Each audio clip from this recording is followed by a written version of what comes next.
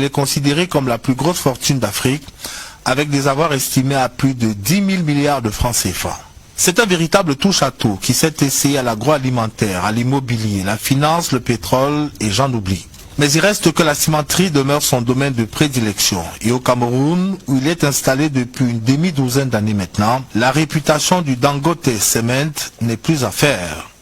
C'est donc naturellement en allié, en partenaire d'affaires du Cameroun qu'il est accueilli ce mercredi 23 juin 2021 avec tous les égards au perron du palais présidentiel par le ministre directeur du cabinet civil de la présidence de la République, Samuel Mbondoayolo, avant d'être introduit auprès du chef de l'État par le chef du protocole d'État, Simon-Pierre Biquet. Monsieur Aliko Dangote, président directeur général du groupe Dangote.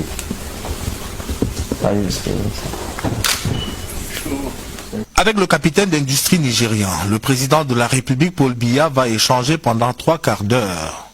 Pour Aliko Dangote, il s'agit principalement d'exprimer au chef de l'État camerounais sa profonde gratitude pour l'accompagnement reçu et dans le même temps lui faire part de ses projets dans notre pays.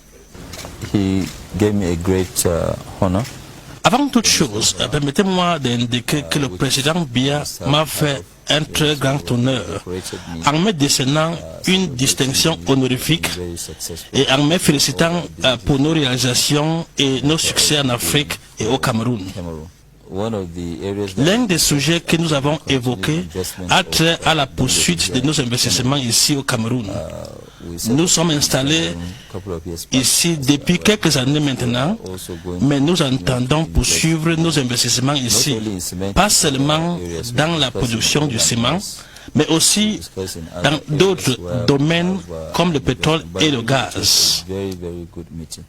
Les premières années de son installation en terre camerounaise n'ont pas été des plus aisées. Mais grâce à l'engagement déterminé des plus hautes autorités camerounaises, toutes les barrières ont pu être levées.